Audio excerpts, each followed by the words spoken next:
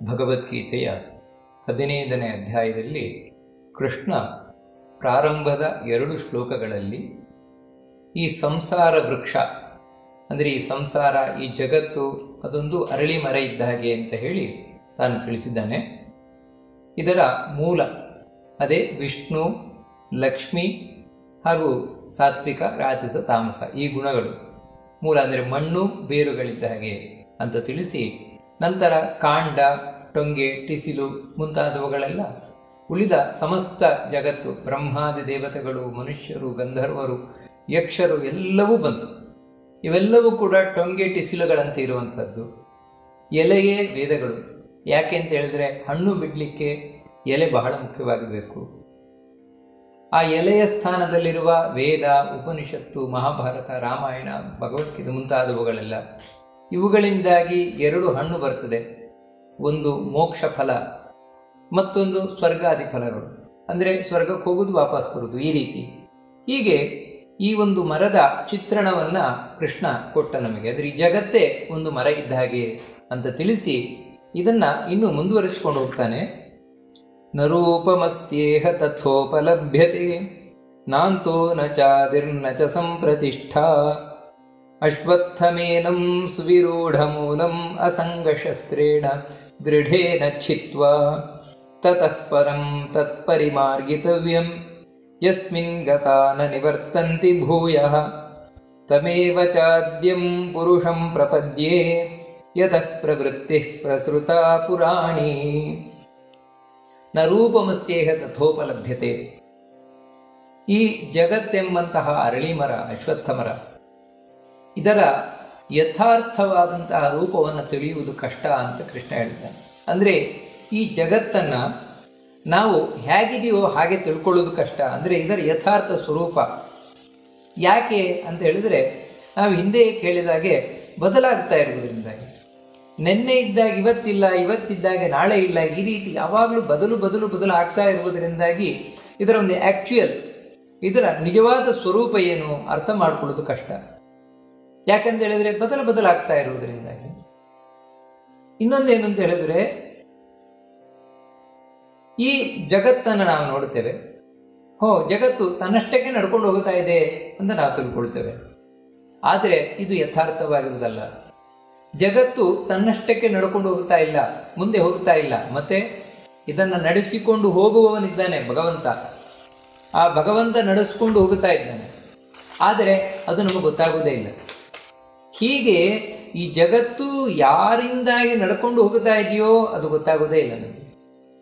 ನಾವು ಕೂಡ ಅಷ್ಟೇ, ನಾವಿಲ್ಲೇ ಇರುವಂಥವರು, ಒಂದು ದಿನ ಸಾಯುವಂಥವರು ನೋಡಿ, ಇಂಥ ಒಂದು ಕಲ್ಪನೆಗಳು ನಮ್ಮೊಳಗೆ ಬರುವುದೇ ಇಲ್ಲ. ನಾವಿಲ್ಲೇ ಪರ್ಮನೆಂಟ್ ಆಗಿರುವರು, ಇದೆಲ್ಲವೂ ಇಲ್ಲೇ ಪರ್ಮನೆಂಟ್ ಆಗಿರುವಂಥದ್ದು, ಈ ರೀತಿಯೇ ನಾವು ತಿಳ್ಕೊಂಡು ಕೂರ್ತೇವೆ. ಮತ್ತೇನಂತ ಹೇಳಿದ್ರೆ, ನಾವು ಯಾರನ್ನು ನೋಡ್ತೇವೆ, ಅವ್ರು ಹಾಗೆ ಇವ್ರು ಹೀಗೆ ಅಂತ ಲೆಕ್ಕಾಚಾರವನ್ನು ಮಾಡ್ತೇವೆ.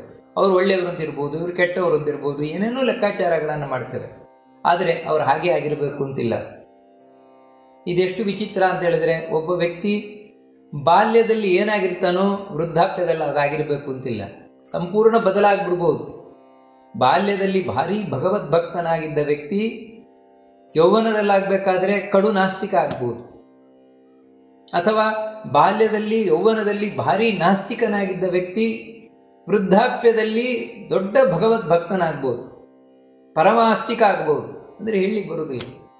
ಹೀಗಿರುವುದರಿಂದಾಗಿ ಈ ಜಗತ್ತನ್ನು ನಾವು ಹೀಗೆ, ಇವರು ಹೀಗೇನೆ, ಅವರು ಹಾಗೇನೆ, ಅದು ಹೀಗೇನೆ, ಇದು ಹೀಗೇನೆ ಅರ್ಥ ಮಾಡ್ಕೊಳ್ಳಿಕ್ಕೆ ಬರೋದಿಲ್ಲ. ಯಾಕಂದರೆ ಇದೆಲ್ಲ ಬದಲಾವಣೆ ಆಗ್ತಾ ಇರುವುದರಿಂದಾಗಿ.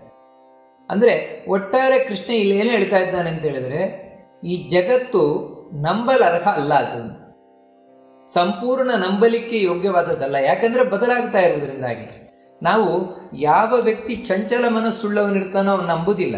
ನಾವು ಹೇಳ್ತೇವೆ, ಅವರ ನಂಬಲಿ ಬರೋಲ್ಲ ಮಾರವೆ. ಯಾಕಂದರೆ ನಿನ್ನೆ ಒಂದು ಹೇಳ್ತಾರೆ, ಇವತ್ತೊಂದು ಹೇಳ್ತಾರೆ.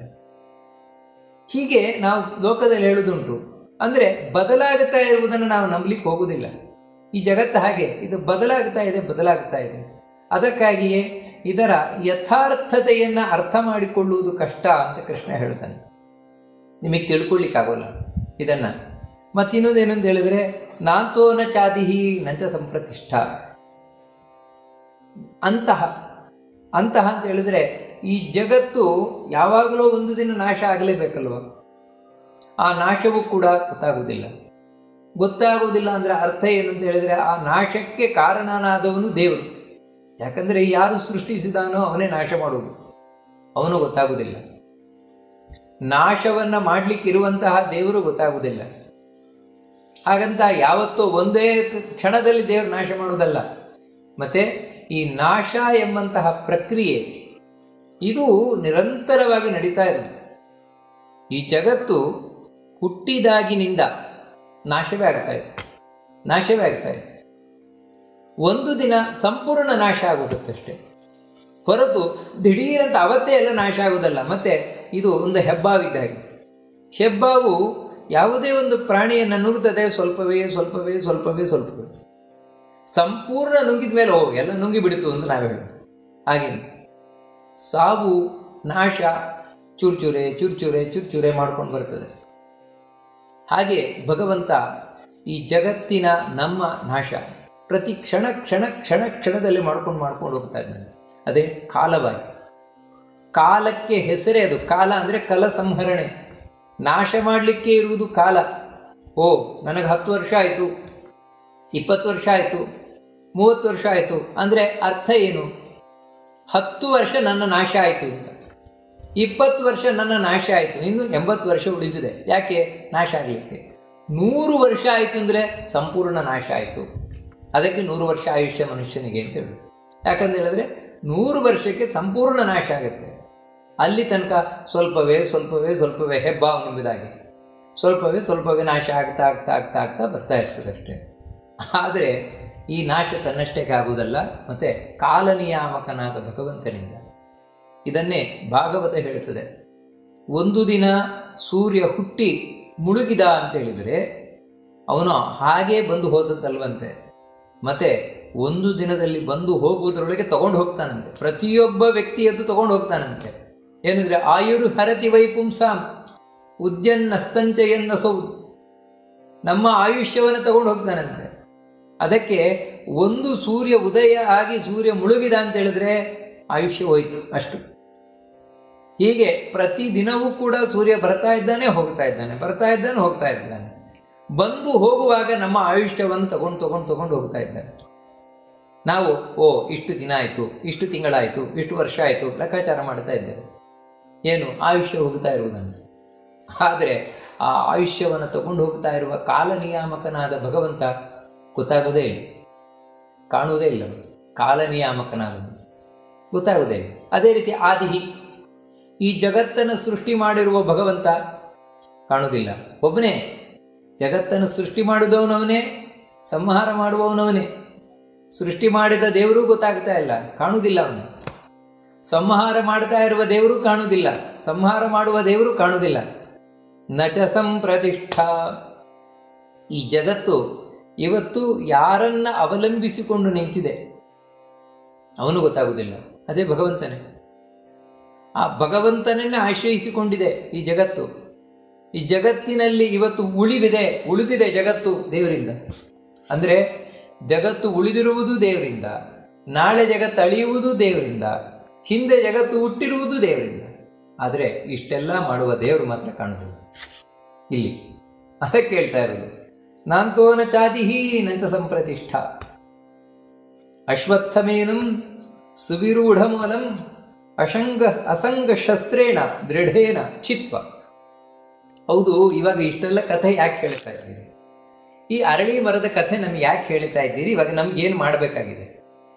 ಅದಕ್ಕೆ ಕೃಷ್ಣ ಹೇಳ್ತಾ ಇದ್ದಾನೆ, ನಾನು ಯಾಕೆ ನಿಮಗೆ ಈ ಅಶ್ವತ್ಥ ಮರದ ಚಿತ್ರಣವನ್ನು ಕೊಟ್ಟದ್ದು ಇದ್ರೆ, ಪ್ರತಿಯೊಬ್ಬ ವ್ಯಕ್ತಿಯು ಒಂದು ಕೆಲಸ ಮಾಡಬೇಕಾಗಿದೆ. ಏನಂತ ಹೇಳಿದರೆ, ಈ ಅಶ್ವತ್ಥಂ ಏನಂ ಅಶ್ವತ್ಥಂ, ಈ ಅಶ್ವತ್ಥ ಮರವನ್ನು, ಈ ಅರಳಿ ಮರವನ್ನು ಅಂತ ಹೇಳಿದರೆ, ಈ ಜಗತ್ತೆಂಬ ಮರವನ್ನು ಸುವಿರೂಢ ಮೂಲಂ, ಗಟ್ಟಿಮುಟ್ಟಾದ ಇದು ಮೂಲ ಇರುವಂಥದ್ದು, ಬುಡ ಗಟ್ಟಿಮುಟ್ಟಾಗಿದೆ. ಅಂದರೆ ಬುಡ ಗಟ್ಟಿಮುಟ್ಟಿರುವುದರಿಂದಾಗಿ ತಾನಾಗಿ ಬಿಡುವುದಿಲ್ಲ. ಯಾಕೆ ಗಟ್ಟಿಮುಟ್ಟಾದ ಮೂಲ ಇದು ಅಂತ ಹೇಳಿದರೆ, ಮೂಲದಲ್ಲಿರುವುದೇ ವಿಷ್ಣು. ವಿಷ್ಣು ಮೂಲ ಮಣ್ಣಿನಲ್ಲಿದ್ದಾನೆ. ಬೇರು ಗಟ್ಟಿಮುಟ್ಟಾಗಿದೆ. ಸಾತ್ವಿಕ ರಾಜಸ ತಾಮಸ ಗುಣಗಳು ಅದಕ್ಕೆ ಅಭಿಮಾನಿನಿಯಾಗಿ ಶ್ರೀ ಭೂದುರ್ಗೆ ಅಂದರೆ ಏನು, ಈ ಲಕ್ಷ್ಮೀ ಅಂತ ಹೇಳಿದ್ರೆ ಸಾಮಾನ್ಯಳ, ಯಾರು ಅವಳನ್ನು ಏನೂ ಮಾಡಲಿಕ್ಕಾಗುವುದಿಲ್ಲ. ಆ ರೀತಿ ಇರುವಂತಹ ದೇವಿಯವಳು, ಅದೇ ಜಗನ್ಮಾತೆ ಅಂತ ಅವಳನ್ನು ಕರೆಯುವಂಥದ್ದು. ಅಂತಹ ಅವಳೇ ಮೂಲದಲ್ಲಿರಬೇಕಾದ್ರೆ ಅವಳಿಗೆ ಆಶ್ರಯವಾಗಿ ಮಣ್ಣು ಭಗವಂತ ಆ ಜಾಗದಲ್ಲಿ ಇರಬೇಕಾದ್ರೆ ಸುವಿರೂಢ ಮೂಲಂ ಅಂತ ಹೇಳ್ತೀನಿ. ಇದು ಚೆನ್ನಾಗಿ ಮತ್ತೆ ಉಳಿದ ಎಲ್ಲಕ್ಕಿಂತಲೂ ವಿಶಿಷ್ಟವಾಗಿ ಗಟ್ಟಿಮುಟ್ಟಾಗಿದೆ ಈ ಮೂಲ. ಏನು ಮಾಡಲಿಕ್ಕಾಗುವುದಿಲ್ಲ. ಅದಕ್ಕೆ ಏನು ಮಾಡಬೇಕಾಗಿದೆ ಅಂದರೆ, ಇದನ್ನು ಬುಡ ಸಮೇತ ಬೀಳಿಸ್ಲಿಕ್ಕಾಗೋಲ್ಲ ಈ ಜಗತ್ತೆಂಬ ಮರವನ್ನು. ಅದಕ್ಕೇನೆಂದರೆ ತುಂಡು ಮಾಡಿಬಿಡಬೇಕು ಅಂತೇಳಿ, ಚಿತ್ವ, ಇದನ್ನು ತುಂಡರಿಸಬೇಕು, ಬೇರ್ಪಡಿಸಬೇಕು. ಹೌದಾ? ಈ ಅರಳಿ ಮರವನ್ನು ತುಂಡರಿಸಬೇಕಾ? ಹೌದು, ತುಂಡರಿಸಲೇಬೇಕು ಇದನ್ನು. ಯಾಕೆ? ನಿಮಗೆ ದೇವರನ್ನು ಕಾಣಬೇಕು ಅಂತಿದ್ರೆ, ಯಾರಿಗೆ ದೇವರನ್ನು ಕಾಣಬೇಕು ಅಂತಿದೆ ಅವರು ಈ ಅರಳಿ ಮರವನ್ನು ತುಂಡರಿಸಬೇಕು. ಹೇಗೆ ತುಂಡರಿಸುವುದು, ಯಾಕೆ ತುಂಡರಿಸುವುದು ಅಂತ ಹೇಳುವುದು ದೊಡ್ಡ ಪ್ರಶ್ನೆ. ಅದಕ್ಕೆ ಕೃಷ್ಣ ಹೇಳ್ತಾನೆ, ಅಸಂಗಶಸ್ತ್ರೇಣ ದೃಢೇನ ಚಿತ್ವ. ಇದನ್ನು, ಈ ಮರವನ್ನು ತುಂಡರಿಸಬೇಕು ಅಂತ ಹೇಳಿದ್ರೆ ನಿಮಗೆ ಯಾವುದೋ ಮಿಷನ್ ಆಗಲಿ ಅಥವಾ ಯಾವುದೋ ಕೊಡ್ಲಿ ಆಗಲಿ ಇದು ಯಾವುದೂ ಆಗೋಲ್ಲ. ಸಂಸಾರವೆಂಬ ಅರಳಿ ಮರವನ್ನು, ಜಗತ್ತೆಂಬ ಅರಳಿ ಮರವನ್ನು ನಾವು ತುಂಡರಿಸಬೇಕು ಅಂತೇಳಿದ್ರೆ ಮನಸ್ಸಿನಿಂದ, ಒಳಗಿನಿಂದ ತುಂಡರಿಸಬೇಕು, ಹೊರಗಿನಿಂದಲ್ಲ. ಹೇಗೆ ಅಂತ ಹೇಳಿದ್ರೆ ಅಸಂಗ ಶಸ್ತ್ರೇಣ. ಅಸಂಗ ಅಂತ ಹೇಳಿದ್ರೆ, ಸಂಘ ಅಂತ ಹೇಳಿದ್ರೆ ಅಟ್ಯಾಚ್ಮೆಂಟ್, ಅಸಂಗ ಆದರೆ ಡಿಟ್ಯಾಚ್ಮೆಂಟ್. ಈ ಜಗತ್ತಿನ ಮೇಲಿರುವಂತಹ ಅತಿಯಾದ ಅಭಿಮಾನ ಏನಿದೆ ಅಂದರೆ ಅಟ್ಯಾಚ್ಮೆಂಟ್, ಅದನ್ನು ಬಿಡಬೇಕು. ಆ ಅಸಂಗ ಶಸ್ತ್ರ ಅದೇ ದೊಡ್ಡ ಶಸ್ತ್ರ. ಅಟ್ಯಾಚ್ಮೆಂಟನ್ನು ಕಳೆದುಕೊಳ್ಳುವುದೇ ದೊಡ್ಡ ಶಸ್ತ್ರ. ಅದು ಹೇಗೆ ಕಳ್ಕೊಳ್ಳಿಕ್ಕಾಗುತ್ತೆ? ಅಟ್ಯಾಚ್ಮೆಂಟ್ ಅನ್ನೋದು, ಈ ಸಂಘ ಅಂತ ಹೇಳುವುದು ಹೇಗೋಗುತ್ತೆ, ಸ್ನೇಹ ಅನ್ನೋದು ಹೇಗೋಗುತ್ತೆ ಅಂತ ಹೇಳಿದ್ರೆ ಹಾಗೆ ಹೋಗಲ್ಲ. ಮತ್ತು ಅದಕ್ಕೆ ಜ್ಞಾನ ಬೇಕು. ನಿಜವಾಗಿಯೂ ಕೂಡ ಕತ್ತಿ ಯಾವುದು ಅಂದರೆ ಜ್ಞಾನ. ಇದನ್ನು ಭಾಗವತ ಹೇಳುತ್ತದೆ. ಹಿಂದೆ ಕೃಷ್ಣನು ಭಗವದ್ಗೀತೆಯಲ್ಲಿ ಹೇಳಿದ್ದಾನೆ, ಜ್ಞಾನಾಸಿನೋಪಾಸನಯಾಶಿತೇನ ಅಂತ. ನಿಜವಾಗಿಯೂ ಕೂಡ ಜ್ಞಾನ ಎಂಬಂತಹದ್ದೇ ಖಡ್ಗ. ಆ ಜ್ಞಾನವೆಂಬಂತಹ ಖಡ್ಗ ಅದು ಹೇಗೆ ಹರಿತವಾಗಿದೆಯಂತೆ, ಚೂಪಾಗಿದೆಯಂತೆ. ಚೂಪಾಗಿರುವುದು ಹೇಗೆ ಅಂತ ಹೇಳಿದ್ರೆ ಆ ಜ್ಞಾನದಿಂದ ಉಪಾಸನೆ ಮಾಡಿದ್ದಾನೆ ದೇವರ ಬಗ್ಗೆ, ಅದೇ ಇನ್ನೂ ಹರಿತವಾಗಿದೆಯಂತೆ. ಇಂತಹ ಖಡ್ಗ ಹಿಡ್ಕೊಳ್ಬೇಕು. ಖಡ್ಗ ಹಿಡ್ಕೊಂಡು ಅಸಂಗ ಶಸ್ತ್ರೇಣ ಅಂದರೆ ಈ ಜ್ಞಾನದಿಂದ ಉಂಟಾದ ಅಸಂಗ ತನ್ನಷ್ಟಕ್ಕೆ ಬರೋಲ್ಲ. ಅಂದರೆ ಈ ಅಟ್ಯಾಚ್ಮೆಂಟ್ ಕಳೆದುಕೊಳ್ಳುವಂಥದ್ದು ಹಾಗೆ ಸಾಧ್ಯವಾಗುವಂಥದ್ದಲ್ಲ ಇದು. ಮತ್ತು ದೇವರ ಬಗ್ಗೆ ಗೊತ್ತಾಗಬೇಕು. ದೇವರ ಬಗ್ಗೆ ನಮಗೆ ಎಷ್ಟು ಗೊತ್ತಾಗ್ತಾ ಹೋಗುತ್ತೆ ಅಷ್ಟು ಜಗತ್ತಿನ ಬಗ್ಗೆ ಅಟ್ಯಾಚ್ಮೆಂಟ್ ಕಡಿಮೆ ಆಗ್ತಾ ಬರುತ್ತೆ. ಯಾಕಂದರೆ ಈ ಮನಸ್ಸಿನ ಸ್ವಭಾವ, ಮನಸ್ಸಿಗೆ ಯಾವುದನ್ನಾದರೂ ಅಂಟಿಸ್ಕೊಳ್ಬೇಕು. ಅದು ಮನಸ್ಸಿನ ಸ್ವಭಾವ. ಏನನ್ನಾದರೂ ಯೋಚನೆ ಮಾಡ್ತಾ ಇರಬೇಕು, ಯಾವುದನ್ನಾದರೂ ಅಂಟಿಸ್ಕೊಳ್ಬೇಕು ಅದಕ್ಕೆ ಮನಸ್ಸಿಗೆ. ಇವತ್ತೇನಾಗಿದೆ ಅಂತ ಹೇಳಿದ್ರೆ ಈ ಮನಸ್ಸಿಗೆ ಗೊತ್ತಿರುವುದೇ ವಿಷಯ ಏನು ಅಂತ ಹೇಳಿದ್ರೆ ಈ ಜಗತ್ತು. ಅದಕ್ಕೋಸ್ಕರ ಈ ಜಗತ್ತಿನ ಬಗ್ಗೆ, ಈ ಜಗತ್ತಿನಲ್ಲಿರೋದ್ರ ಬಗ್ಗೆ, ನಮ್ಮ ಮನೆಯವರ ಬಗ್ಗೆ ಇದನ್ನೇ ಅಂಟಿಸ್ಕೊಂಡು ಕೂತಿದ್ದೇವೆ. Attachment, ಇದರದ್ದೇ attachment. ಅದು ಇದೆ ಅಂತ ಹೇಗೆ ಗೊತ್ತಾಗುತ್ತೆ ಅಂತ ಹೇಳಿದ್ರೆ ಅದಕ್ಕಾಗಿ 24 ಗಂಟೆ ಅದರ ಬಗ್ಗೆನೇ ನಾವು ಯೋಚನೆ ಮಾಡ್ತಾ ಇದ್ದೀವಿ. ಈ ಜಗತ್ತಿನ ಬಗ್ಗೆನೇ ಯೋಚನೆ ಮಾಡ್ತಾ ಇರ್ತೇವೆ. ಹೆಂಡತಿ, ಮಕ್ಕಳು, ಗಂಡ, ಮನೆ, ಮಾರು, ನಮಗೆ ಬೇಕಾದವರು, ಬೇಡವಾದವರು, ಇವ್ರ ಬಗ್ಗೆನೇ ಯೋಚನೆ ಮಾಡ್ತಾ ಇರ್ತೇವೆ. ನಾವು ಯೋಚನೆ ಮಾಡೋದು, ನೀವು ನಿಜವಾಗ್ಲೂ ಸ್ವಲ್ಪ ಗಮನಿಸಿ, ನನ್ನ ಮನಸ್ಸಿನಲ್ಲಿ ಯಾವುದು ಯೋಚನೆ ಬರ್ತಾ ಇರುತ್ತೆ ಅಂತ ಹೇಳಿದ್ರೆ ನನಗೆ ಯಾವುದರಲ್ಲಿ ಅಟ್ಯಾಚ್ಮೆಂಟ್ ಇದೆಯೋ ಅದೇ. ಅಟ್ಯಾಚ್ಮೆಂಟ್ ಇಲ್ಲದೆ ವಿಷಯದಲ್ಲಿ ನನಗೆ ಯಾವತ್ತೂ ಯೋಚನೆ ಬರಲಿಕ್ಕೆ ಹೋಗೋಲ್ಲ, ಯೋಚಿಸ್ತಿದ್ದಿಲ್ಲ ನಾನು. ಅಟ್ಯಾಚ್ಮೆಂಟ್ ಇರುವುದೇ ಹೆಚ್ಚೆಚ್ಚು ಯೋಚನೆ ಬರ್ತಾ ಇರುವಂಥದ್ದು. ಅದಕ್ಕಾಗಿ ಕೃಷ್ಣ ಹೇಳ್ತಾನೆ, ಈ ಅಟ್ಯಾಚ್ಮೆಂಟನ್ನು ನಾವು ಕಡಿಮೆ ಮಾಡಿಕೊಳ್ಬೇಕು. ಅಟ್ಯಾಚ್ಮೆಂಟ್ ಬಿಡಬೇಕು ಅಂತ ನಾವೆಲ್ಲ ಕಡೆ ಕೇಳ್ಕೊಂಡು ಬರ್ತೇವೆ ಭಗವದ್ಗೀತೆಯಲ್ಲಿ ಮೊದಲಿಂದಲೂ. ಆದರೆ ಅಟ್ಯಾಚ್ಮೆಂಟ್ ಬಿಡುವುದು ಅಂತ ಹೇಳಿದ್ರೆ ಏನರ್ಥ? ಯಾಕಂದರೆ ಮನಸ್ಸಿಗೆ ಅಟ್ಯಾಚ್ಮೆಂಟನ್ನು ಬಿಡಲಿಕ್ಕೆ, ಯಾಕಂದರೆ ಅದರ ಸ್ವಭಾವ ಅಂಟ್ಕೊಳ್ಳೋದು ಮನಸ್ಸಿನಂತ, ಎಲ್ಲಾದರೂ ಒಂದು ಕಡೆ ಅಂಟ್ಕೊಳ್ಳೋದು. ಅದಕ್ಕೆ ಏನಂದರೆ ಅಟ್ಯಾಚ್ಮೆಂಟ್ ಬಿಡಿ ಅಂತ ಹೇಳಿದರೆ ಈ ಅಟ್ಯಾಚ್ಮೆಂಟನ್ನು ತೆಗೆದು ನಮಗೆ ಈ ಸಂಸಾರದ ಮೇಲೆ, ಈ ಜಗತ್ತಿನ ಮೇಲೆ ಏನು ಅಟ್ಯಾಚ್ಮೆಂಟ್ ಇದೆ ಅದನ್ನು ತೆಗೆದು ದೇವರಲ್ಲಿ ಇಡಬೇಕು. ಇದೇ ಅಟ್ಯಾಚ್ಮೆಂಟನ್ನು ದೇವರಲ್ಲಿ ಇಡಬೇಕು. ಅದನ್ನು ಇಲ್ಲಿ ಹೇಳ್ತಾ ಇರೋದು. ಅಂದರೆ ಟ್ರಾನ್ಸ್ಫರ್ ಮಾಡಿದ ಅದೇ ಅಸಂಗ ಶಸ್ತ್ರೇಣ. ಅಸಂಗ ಅಂದರೆ ಅದೇ ಇಲ್ಲಿಯ ಸಂಘವನ್ನು ಬಿಡು, ಭಗವಂತನ ಸಂಘವನ್ನು ಮಾಡು. ತೊರೆದು ಜೀವಿಸಬಹುದೇ ಹರಿ ನಿನ್ನ ಚರಣವ. ಅವಾಗಲೇ ಬರುವುದು. ದೇವರಲ್ಲಿ ನಮಗೆ ಯಾವಾಗ ಅಟ್ಯಾಚ್ಮೆಂಟ್ ಬಂತು ಆಗ ಈ ಜಗತ್ತಿನ ಅಟ್ಯಾಚ್ಮೆಂಟ್ ತನ್ನಷ್ಟಕ್ಕೆ ಹೋಗ್ಲಿಕ್ಕೆ ಶುರುವಾಗುತ್ತೆ. ಇದು ಸಹಜ. ನಾವು ಒಂದೂರಲ್ಲಿರ್ತೇವೆ, ಆ ಊರಿನ ಬಗ್ಗೆ ನಮಗೆ ತುಂಬ ಅಟ್ಯಾಚ್ಮೆಂಟ್. ನಮ್ಮೂರು ನಮ್ಮೂರು ನಮ್ಮೂರು ಅಂತ ಯಾರಾದರೂ ಆ ಊರಿನ ಬಗ್ಗೆ ಮಾತಾಡಿದ್ರೆ ಬೈದು ಬಿಟ್ರೆ ನಮಗೆ ಸಿಟ್ಟು ಬರುತ್ತೆ, ನಾವು ಗಲಾಟೆ ಮಾಡ್ತೇವೆ. ಯಾಕಂದ್ರೆ ಅಷ್ಟು ಆ ಊರನ್ನು ಹಚ್ಚಿಕೊಂಡಿದ್ದೇವೆ. ಕಾರಣಾಂತರದಿಂದಾಗಿ ಬೇರೆ ಊರಿಗೆ ಹೋಗಬೇಕಾಯ್ತು. ಇನ್ನೊಂದು ಊರಿಗೆ ಹೋಗಿ ಅಲ್ಲಿ ಸೆಟ್ಲ್ ಆದವು. ಮೊದಲು ಒಂದು 2-3 ವರ್ಷ ನಾವು ಮೊದಲಿದ್ವಲ್ವ, ಆ ಊರಿನದ್ದೇ ಭಾರಿ ನಮಗೆ ಅಟ್ಯಾಚ್ಮೆಂಟ್ ಇರುತ್ತೆ. ನಮ್ಮೂರು ಅಂದರೆ ಅದೇ, ನಮ್ಮೂರು ಅಂದ್ರೆ ಅದೇ ಅಂತ. ಆದರೆ ಕ್ರಮೇಣ ಈ ಊರಿನಲ್ಲಿದ್ದು ಈ ಊರಿನವರದ್ದೆಲ್ಲ ಪರಿಚಯ ಆಗಿ ಇದೇ ಚೆನ್ನಾಗಿ ಅಂತ ಕಂಡ ಮೇಲೆ ಆಮೇಲೆ ಈ ಊರಿನದ್ದೇ ಅಟ್ಯಾಚ್ಮೆಂಟ್. ಹಿಂದಿನ ಊರಿನದ್ದು ಅವಾಗ ಅಟ್ಯಾಚ್ಮೆಂಟ್ ಕಮ್ಮಿ ಆಯಿತು. ಅವಾಗೇನಿಲ್ಲ, ಹಿಂದಿ ಇದ್ದು ಅದು ಚೆನ್ನಾಗಿತ್ತು, ಅದಕ್ಕಿಂತಲೂ ಇದು ಇನ್ನೂ ಚೆನ್ನಾಗಿದೆ ಅಂತ. ಅಂದರೆ ಇದರಲ್ಲಿ ಅಟ್ಯಾಚ್ಮೆಂಟು ಹೆಚ್ಚಾಗಿದೆ. ಅಂದರೆ ಅಲ್ಲಿ ಅಟ್ಯಾಚ್ಮೆಂಟ್ ಕಮ್ಮಿ ಆಯಿತು, ಇಲ್ಲಿ ಅಟ್ಯಾಚ್ಮೆಂಟ್ ಹೆಚ್ಚಾಗಿದೆ. ಹೀಗೆ ಈ ಮನಸ್ಸು ಒಂದಲ್ಲ ಒಂದು ಕಡೆ ಅಟ್ಯಾಚ್ಮೆಂಟಿಗೆ ಅಂಟುಕೊಳ್ತಾ ಇರ್ತದೆ. ನಾವು ದೇವರಲ್ಲಿ ಅಟ್ಯಾಚ್ಮೆಂಟನ್ನು ಹೆಚ್ಚು ಮಾಡಿಕೊಳ್ಬೇಕು. ದೇವರು ಬೇಕು ಅಂತ ಯಾರು ಬಯಸ್ತಾರೆ ಅವರು. ಆದರೆ ಆ ದೇವರಲ್ಲಿ ಅಟ್ಯಾಚ್ಮೆಂಟ್ ಬರುವುದಾದರೆ ಹೇಗೆ? ಅದಕ್ಕೆ ಜ್ಞಾನ ಬೇಕು ಅಂತ ಹೇಳಿ. ಜ್ಞಾನದ ಅಂದರೆ ದೇವರ ಬಗ್ಗೆ ಎಷ್ಟು ತಿಳ್ಕೊಳ್ತಾ ಹೋಗ್ತೇವೆ ಅಷ್ಟಷ್ಟು ದೇವರಲ್ಲಿ ಪ್ರೀತಿ ಹೆಚ್ಚಾಗುತ್ತೆ. ದೇವರು ನನ್ನವನು ಅಂತ ಆಗ್ತಾ ಹೋಗುತ್ತೆ. ಆ ದೇವರು ಬೇಕು ಅಂತ ಆಗ್ತಾ ಹೋಗುತ್ತೆ. ತಿಳಿಯದೆ ದೇವರಲ್ಲಿ ಭಕ್ತಿ ಬರೋಲ್ಲ. ಭಕ್ತಿ ಬರದೆ ಯಾವತ್ತೂ ನಮಗೆ ಆ ದೇವರಲ್ಲಿ ತಾದಾತ್ಮ್ಯ ಬರುವುದಿಲ್ಲ. ಅಯ್ಯೋ ದೇವರು ನನ್ನವನು ಅಂತ ಆಗೋದಿಲ್ಲ, ಬಿಡಲಾರದ ನಂಟು ಬರುವುದಿಲ್ಲ. ಅದಕ್ಕೋಸ್ಕರ ದೇವರಲ್ಲಿ ಬಿಡಲಾರದ ನಂಟು ಬರಬೇಕು ನಮಗೆ. ಅದು ಬಂತ ಆವಾಗ ಆ ದೇವರಲ್ಲಿ ನಮಗೆ ಯಾವಾಗ ಅಂತ ನಂಟು ಬಂತು ಆವಾಗ ಈ ಜಗತ್ತಿನ ನಂಟು ತನ್ನಷ್ಟಕ್ಕೆ ಕಮ್ಮಿ ಆಗುತ್ತೆ. ಇದು ಒಳಗೆ ಮನಸ್ಸಿನ ಭಾವನೆ ಹೇಳ್ತಾ ಇರೋದು, ಹೊರಗಿನದ್ದಲ್ಲ. ಹಾಗಂತ ಯಾರು ದೇವ್ರ ಭಕ್ತರಿದ್ದಾರೆ ಅವರು ಹೆಂಡತಿ ಮಕ್ಕಳನ್ನೆಲ್ಲ ಬಿಟ್ಟು ಹೋಗ್ತಾರೆ ಅಂತ ಅರ್ಥ ಅಲ್ಲ, ಎಲ್ಲ ಹೋಗಿ ಕಾಡಿಗೆ ಸೇರ್ಕೊಂಡ್ಬಿಡ್ತಾರೆ ಅಂತ ಅರ್ಥ ಅಲ್ಲ. ಮತ್ತೆ ಇವಾಗ ನಾವು ಹಿಂದೆ ನೋಡ್ತೇವೆ, ಪುರಂದರದಾಸರು, ಕನಕದಾಸರು, ವಿಜಯದಾಸರು, ಗೋಪಾಲದಾಸರು, ಇಂಥ ದಾಸರು ಇವರೆಲ್ಲರೂ ಕೂಡ ಮಹಾಭಗವದ್ ಭಕ್ತರು. ಈ ರೀತಿ ನಾವಿವಾಗ ಏನು ಕೇಳ್ತಾ ಇದ್ದೇವೆ ಹಾಗೆ ದೇವರಲ್ಲಿಯೇ ತುಂಬ ಅಟ್ಯಾಚ್ಮೆಂಟನ್ನು ಇಟ್ಕೊಂಡವರು. ಅದಕ್ಕೆ ಕನಕದಾಸರು ತೊರೆದು ಜೀವಿಸಬಹುದೇ ಹರಿ ನಿನ್ನ ಚರಣವ ಅಂತ. ಆದರೆ ಅವರು ಹೆಂಡತಿ ಮಕ್ಕಳು ಸಂಸಾರ ಬಿಟ್ಟವರೇನಲ್ಲ. ಅದೇನು ಅಂತ ಹೇಳಿದರೆ ಅಸಂಗ, ಅಂದರೆ ಇದರಲ್ಲಿ ಸಂಪೂರ್ಣ ಅಟ್ಯಾಚ್ಮೆಂಟನ್ನು ಕಳ್ಕೊಳ್ಳೋರು.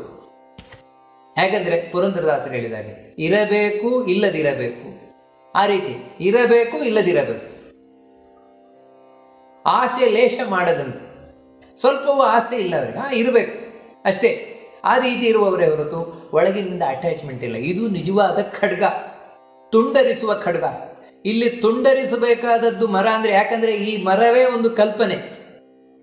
ಕೃಷ್ಣ ಇಲ್ಲಿ ನಮಗೆ ಕೊಡ್ತಾ ಇರುವಂತಹ ಮರವನ್ನುವಂತಹದ್ದೊಂದು ಕಲ್ಪನೆ. ಆ ಕಲ್ಪನೆ ಯಾಕೆ ಕೊಡ್ತಾ ಇದ್ದಾನೆ ಅಂದರೆ ಈ ಕಾಲ್ಪನಿಕ ಮರ ನಿಮಗೆ ಹೊರಗಿನಿಂದ, ಆದರೆ ಮನಸ್ಸಿಗಲ್ಲ. ಮನಸ್ಸಿಗೆ ಇದನ್ನು ತುಂಡರಿಸಲಿಕ್ಕೆ ಬರ್ತದೆ. ಹೇಗಂದರೆ ಮೇಲಿನದ್ದು ಬೇರೆ, ಕೆಳಗಿನದ್ದು ಬೇರೆ. ನೋಡಿ ಇಲ್ಲೇ ಅದನ್ನೇ ಇಲ್ಲಿ ಕೃಷ್ಣ ತಿಳಿಸ್ತಾ ಇರುವಂತೆ. ಅಸಂಗ ಶಸ್ತ್ರೇಣ ದೃಢೇನ ಚಿತ್ವ. ತುಂಡರಿಸಬೇಕು ಅಂದರೆ ನಾವು ಒಂದು ಮರವನ್ನು ತುಂಡರಿಸಿದರೆ ಅವಾಗ ಬುಡ ಬೇರೆ ಆಗತ್ತೆ, ಉಳಿದದ್ದೆಲ್ಲ ಬೇರೆ ಆಗುತ್ತೆ. ಹಾಗೆ ಇಲ್ಲಿ ನಾವು ಮಾಡಬೇಕಾದದ್ದು ಏನಂತ ಹೇಳಿದರೆ, ಕೆಳಗೆ ಮಣ್ಣಿನ ಹಾಗೆ ಇರುವಂತಹ ಭಗವಂತ ಅವನು ಬೇರೆಯೇ, ಅವನು ಸ್ವತಂತ್ರನಾಗಿದ್ದಾನೆ. ಅವನಿಗೆ ಸರಿಸಾಟಿಯಾದವರು ಯಾರೂ ಇಲ್ಲ, ಅವನಷ್ಟು ಒಳ್ಳೆಯವರು ಇನ್ಯಾರೂ ಇಲ್ಲವೇ ಇಲ್ಲ. ಮತ್ತು ಅವನು ನಮಗೋಸ್ಕರವೇ ಇರುವನು, ನಮ್ಮನ್ನು ಉದ್ಧಾರ ಮಾಡಲಿಕ್ಕೋಸ್ಕರವೇ ಇರುವನು, ನಮಗೆ ಉಪಕಾರಿಯಾಗಿ ಇರುವವನು. ಯಾಕಂದರೆ ಮಣ್ಣಿನಂತೆಯೇ ನೋಡಿ, ಮಣ್ಣು ಅದರ ಉಪಕಾರಕ್ಕೋಸ್ಕರ ಅದು ಮರವನ್ನು ಬೆಳೆಸುವುದಿಲ್ಲ. ಮರವನ್ನು ಬೆಳೆಸುವುದರಿಂದ ಮಣ್ಣಿಗೇನೂ ಉಪಕಾರ ಇಲ್ಲ. ಹಾಗಿದ್ರೂ ಆ ಬೀಜವನ್ನು ನೀವು ಮಣ್ಣಿಗೆ ಹಾಕಿದರೆ ಸರಿ. ಬೀಜವನ್ನು ಮಣ್ಣಿಗೆ ಹಾಕಿದರೆ ಉಳಿದದ್ದೆಲ್ಲ ಮಣ್ಣಿನದೇ ಕೆಲಸ. ಅದೇ ಅದರಲ್ಲಿ ಮೊಳಕೆ ಬರುವಾಗ ಮಾಡ್ತದೆ, ಚಿಗುರುವಾಗಿ ಮಾಡ್ತದೆ, ಎಲೆ ಬರುವಾಗ ಮಾಡ್ತದೆ, ಹೂ ಬಿಡುವಾಗೆ, ಹಣ್ಣು ಬಿಡು, ಎಲ್ಲ ಮಣ್ಣಿನ ಕೆಲಸ. ಮಣ್ಣು ಮಾಡ್ತಾ ಹೋಗುತ್ತೆ.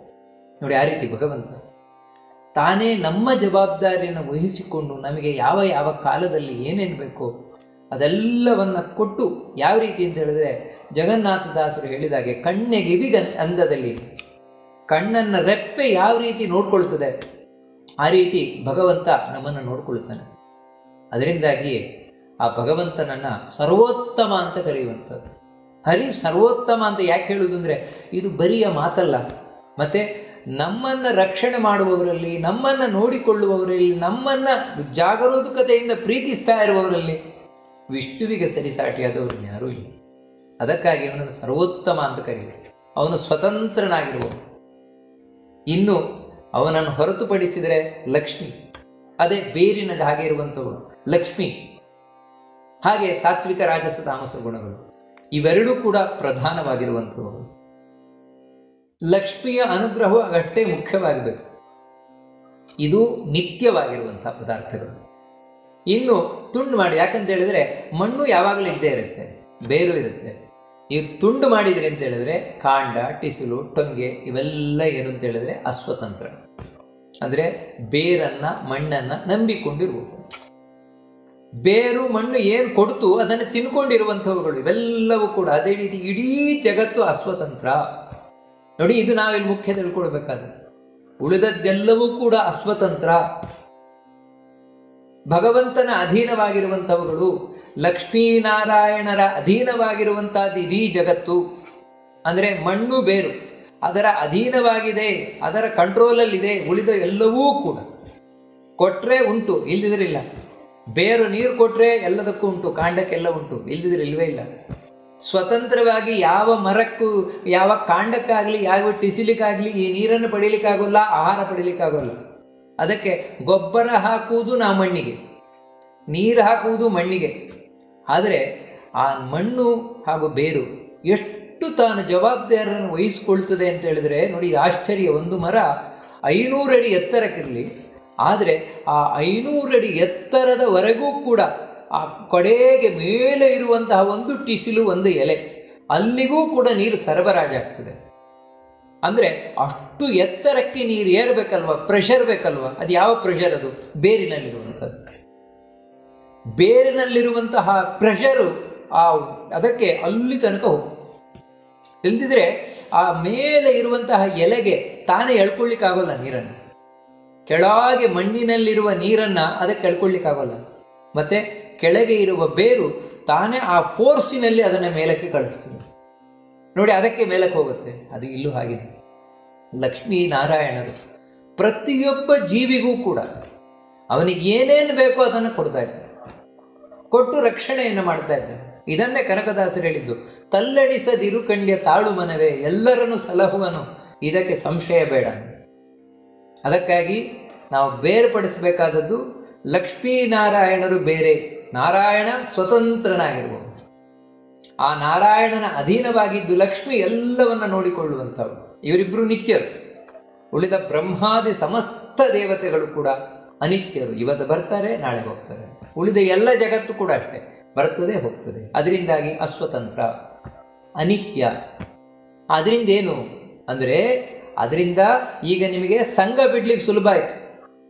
ಯಾವುದು ಅನಿತ್ಯವಾಗಿದೆಯೋ, ಯಾವುದು ಟೆಂಪರರಿಯೋ, ಟೆಂಪರರಿಯನ್ನು ನೀವು ನಂಬಿಕೊಂಡ್ರಿ ಅಂತ ಹೇಳಿದ್ರೆ ಒಂದು ದಿನ ಕೈ ಕೊಡ್ತವೆ ಇವೆಲ್ಲವೂ. ಯಾವುದು ಪರ್ಮನೆಂಟ್ ಆಗಿದೆಯೋ ಅದನ್ನೇ ನಂಬಿಕೊಳ್ಬೇಕು. ಪರ್ಮನೆಂಟ್ ಆಗಿರುವವರು ಲಕ್ಷ್ಮೀನಾರಾಯಣ. ಅದಕ್ಕೆ ಅವರನ್ನೇ ನಂಬಬೇಕು. ಅವರನ್ನು ನಂಬಿದರೆ ನಾವು ಕೂಡ ಪರ್ಮನೆಂಟ್ ಆಗಿರ್ತೇವೆ. ಪರ್ಮನೆಂಟ್ ಆದ ಜಾಗವನ್ನು ಹೋಗಿ ತಲುಪ್ತೇವೆ, ಶಾಶ್ವತವಾದ ಸ್ಥಾನವನ್ನು ಹೋಗಿ ತಲುಪ್ತೇವೆ. ಇಲ್ವಾ, ನೀವು ಅಶಾಶ್ವತವಾದದ್ದನ್ನು, ಟೆಂಪರರಿ ಆದನ್ನು ನಂಬಿದ್ರ ನಿಮಗೆ ಟೆಂಪರರಿ ಆದದ್ದು ಸಿಗುತ್ತೆ. ನೋಡಿ, ಇದೇ ನಾವು ಬೇರ್ಪಡಿಸಬೇಕಾದದ್ದು. ಇದು ಮನಸ್ಸಿನಲ್ಲಿ ಬೇರ್ಪಡಿಸಬೇಕಾದದ್ದು, ಈ ವಿಭಾಗವನ್ನು ಮಾಡಿಕೊಳ್ಳಬೇಕಾದದ್ದು. ಅದನ್ನೇ ಅದು ಹೇಗಿರಬೇಕು ಅಂದರೆ ದೃಢೇನ ಅಸಂಗೇನ ಅಂತ ಹೇಳ್ತಾನೆ ಕೃಷ್ಣ. ಅಸಂಗ ಶಸ್ತ್ರೇಣ ದೃಢೇನ, ಗಟ್ಟಿಮುಟ್ಟಾಗಿರಬೇಕು. ಅಶಸ್ತ್ರ ಅಸಂಗ ಎಂಬಂತ ಅಂದರೆ ಇಷ್ಟೇ, ಗಟ್ಟಿ ಮಾಡ್ಕೊಳ್ಬೇಕು. ಇದು ಯಾವುದೂ ನನ್ನೊಟ್ಟಿಗೆ ಬರೋಲ್ಲ, ಇವ್ರು ಯಾರೂ ನನ್ನೊಟ್ಟಿಗೆ ಬರೋಲ್ಲ.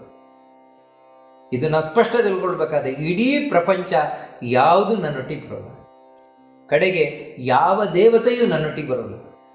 ಆರು ಸಂಗಡ ಬಾಕೊರಿಲ್ಲ, ನೋಡಿ ಅದೇ ಹೇಳು, ನಾರಾಯಣ ನಾಮ ನೆರೆ ಬಾಗೋದಲ್ಲದೆ. ಆ ನಾರಾಯಣನೇ ಕಡೆಗೆ ಬರುವುದು, ಲಕ್ಷ್ಮೀ ನಾರಾಯಣರೇ ನಮ್ಮೊಟ್ಟಿಗೆ ಬರುವಂಥವ್ರು. ಅದಕ್ಕಾಗಿಯೇ ಯಾರು ಸದಾ ನಮ್ಮೊಟ್ಟಿಗೆ ಇರ್ತಾರೋ, ಯಾರು ನಮ್ಮೊಟ್ಟಿಗೆ ಬರ್ತಾರೋ, ಯಾರು ನಮ್ಮ ಯೋಗಕ್ಷೇಮವನ್ನು ನೋಡ್ಕೊಳ್ತಾರೋ ಅವರನ್ನೇ ನಾವು ನಂಬಬೇಕಾದದ್ದು. ಉಳಿದ ಎಲ್ಲದರ ಬಗ್ಗೆ ಅಸಂಗ ಅಂದರೆ ಅಟ್ಯಾಚ್ಮೆಂಟ್ ಕಳ್ಕೊಳ್ಬೇಕಾದದ್ದು. ಪ್ರತಿಯೊಂದನ್ನು, ಈ ಹೆಂಡತಿ ಮಕ್ಕಳಿಂದ ಹಿಡಿದು ಗಂಡ ಹೆಂಡತಿ ಮಕ್ಕಳು ಆಸ್ತಿ ಪಾಸ್ತಿ ಪ್ರತಿಯೊಂದು ಕೂಡ ಇದೆಲ್ಲ ಟೆಂಪರರಿ, ನಾಳೆ ಹೋಗ್ತದೆ. ಇವೆಲ್ಲ ನಾಳೆ ಹೋಗ್ತದೆ, ನಾಳೆ ಯಾವುದೂ ಇಲ್ಲ. ಪ್ರಾಣ ಹೋದ ಮೇಲೆ ಯಾವುದೂ ನಂದಲ್ಲ, ಯಾರೂ ನನ್ನವರಲ್ಲ.